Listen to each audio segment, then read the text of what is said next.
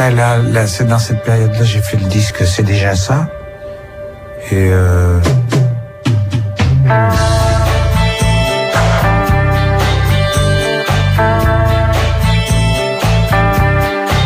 moi, j'ai jamais su bien ressentir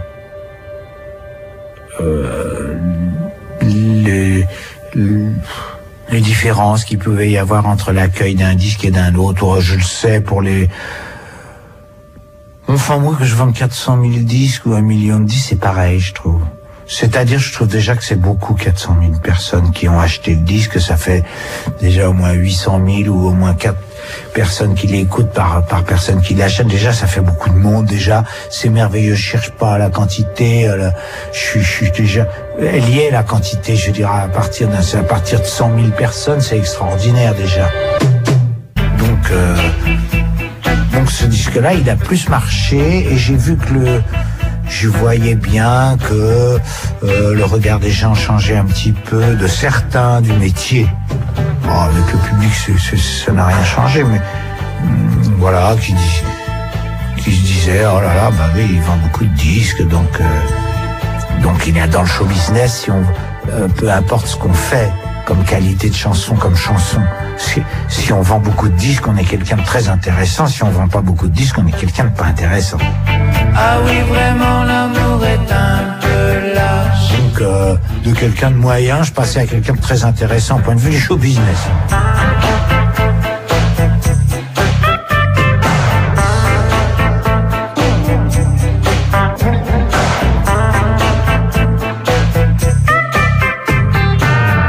je dis la paix et je fais la guerre. Je suis un habitant de la terre, nageant chez les gens à la fête avec ma trompette.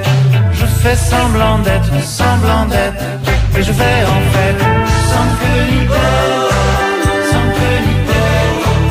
pas de chapeau, pas de braguette, sans queue ni tête, pas de chapeau, pas de braguette.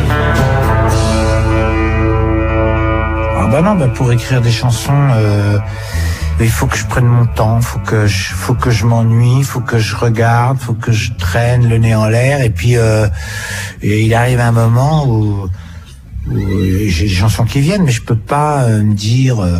Souvent on me dit pourquoi tu fais pas des chansons pour les autres, parce que je peux pas, et pourquoi tu fais pas des chansons plus souvent, parce que je peux pas. Vous avez des chanteurs, Jean-Louis Murat, il fait un disque de tous les 6 mois. Et puis d'autres, Laurent, il a fait 3 albums dans sa vie. Chacun son rythme. Il n'y a pas de loi. Non, personne. Alors, j'ai jamais été embêté par mes maisons de disques. J'ai toujours été dans des maisons de disques avec des gens que j'aimais bien, qui étaient gentils avec moi. Des fois, des gens du public me disaient, mais vous êtes là, c'est le grand capital, c'est des exploiteurs et tout. Moi, j'ai jamais ressenti les choses comme ça. Je me dis que moi, tout seul, je vois pas comment je pourrais faire pour que mes chansons, les gens les aiment, que ma maison de disque, elle participe à mon zinzin, de faire le chanteur comme ça. Donc, j'ai des très bons rapports toujours, depuis 30 ou 40 ans, toujours. Ils sont gentils avec moi, ils me disent pas, faut que tu fasses un disque, faut que... Non, personne m'embête. En général, j'ai eu la chance d'être dans des maisons de disques où, des fois, quand je vais dans d'autres maisons de disques, j'ai le cafard, je les vois, ils sont tous avec des journaux idiots, là, Très People et tout ça, ce qui sont posés sur les bureaux. Moi, j'ai toujours été dans des maisons de disques où il n'y a pas ça. Ma dernière maison de disques, Virgin, on voit jamais Voici dans les bureaux et tout ça, c'est des gens qui s'intéressent à des tas de choses, à la peinture, à la musique, au rock, ils sont plutôt intelligents, gentils, disponibles. J'aime bien y aller. J'ai de la chance parce qu'il y a d'autres maisons, c'est rude.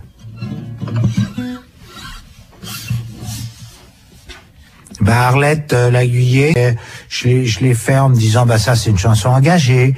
Je dis qu'elle est sympa, que son discours a quelque chose de sympathique, de rassurant, qui doit exister, espèce de revendication un peu hard des ouvriers, des gens du monde du travail rude.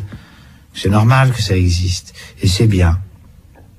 Après, j'étais moins en accord avec elle quand il fallait choisir entre le candidat Monsieur Chirac et le candidat d'extrême droite, et qu'elle disait faites comme vous voulez.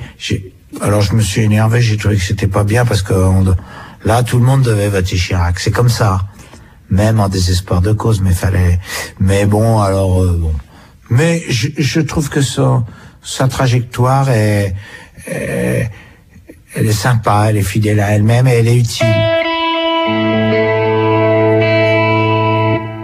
En fait, j'ai l'impression que je réponds à côté à toutes vos questions, en fait. Assis.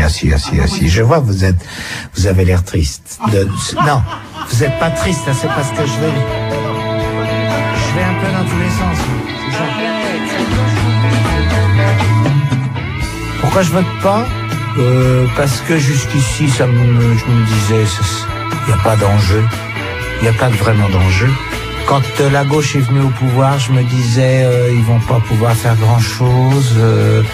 Ils ont quand même fait des choses. Et puis, enfin, je suis un spectateur. Je me sens pas acteur. Je me sens pas acteur du tout.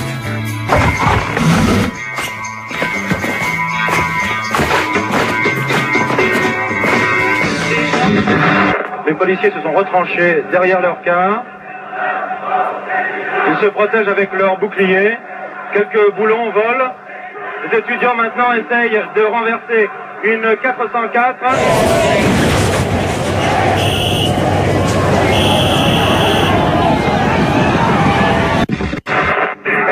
Je suis au milieu du boulevard Saint-Germain et il y a une femme qui est allongée. Elle est allongée, elle est complètement au sang.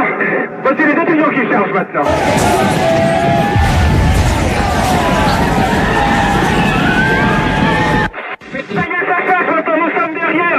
Nous sommes derrière, les gardes mobiles, ça pleut dans tous les sens. C'est épouvantable, ce sont des...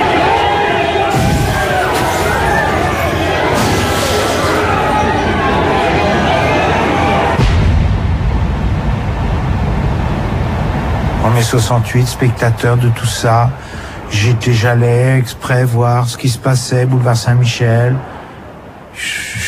Je regardais, puis je me sauvais, puis après, je suis parti à la campagne à bicyclette, il n'y avait plus d'essence, c'était sympa, c'était le désordre. J'avais adoré le désordre, c'est-à-dire plus rien ne marchait, plus rien, tout était désert, les routes, la place de l'Étoile, à Paris, les rues, tout ça, il n'y avait plus de voitures, parce qu'il n'y avait plus d'essence. Alors, j'aimais bien le désordre. Ah bon non, je me pensais avoir un rôle à jouer dans quoi que ce soit. Un chanteur, c'est un ami, c'est pas un homme politique Moi, je trouve que j'ai un rôle d'ami. Je vis ça normalement, je vois bien les problèmes qu'il peut y avoir pour des gens qui viennent d'Afrique et qui s'installent et qui s'ils restent dans leur pays, on les tue ou des trucs comme ça, et qui fuient et qui viennent ici et qui sont mal accueillis ici. C'est un vrai problème. Et en même temps tous les Africains ne peuvent pas venir vivre ici non plus, donc tout ça est très compliqué, très difficile à vivre,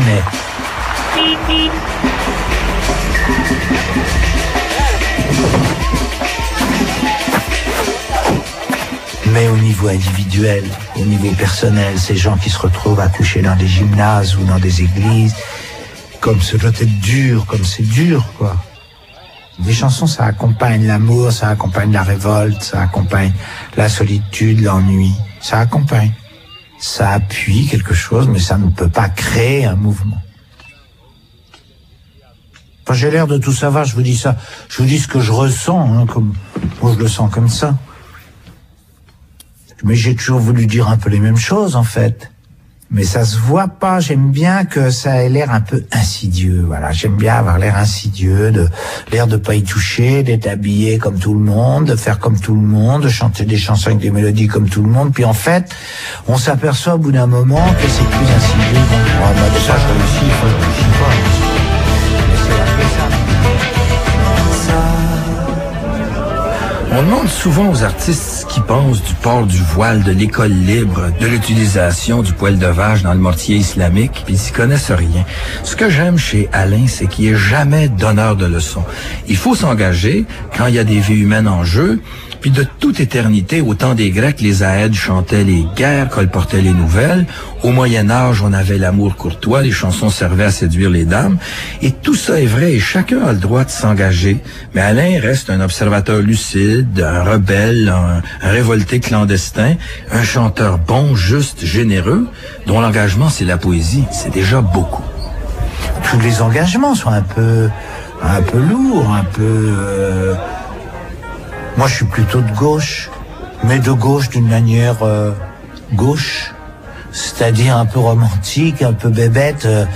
Quand ça va bien chez certains, c'est normal qu'ils partagent avec ceux pour qui ça va moins bien. En gros, c'est ça, quoi. J'ai jamais été embêté de payer des impôts, j'ai trouvé que ça normal. J'en paye beaucoup, puis parce que je gagne beaucoup. Donc j'ai de la chance, donc je vais pas me poser de questions. Au début, j'étais très de gauche. Je me disais, oui, il y a que les gens de gauche qui sont bien, les gens de droite, c'est la magouille, c'est la finance, c'est l'argent, c'est la sauvagerie. J'ai rencontré des tas de gens de droite qui sont qui pensent aux autres et qui envisagent la société, mais avec un goût de la liberté, du libéralisme, qui est une liberté qui tourne vite à la sauvagerie, mais enfin, le fait de l'interdire, c'est aussi sauvage. Moi, je suis toujours sur un fil entre deux trucs. Je crois que j'ai pas de personnalité, en fait.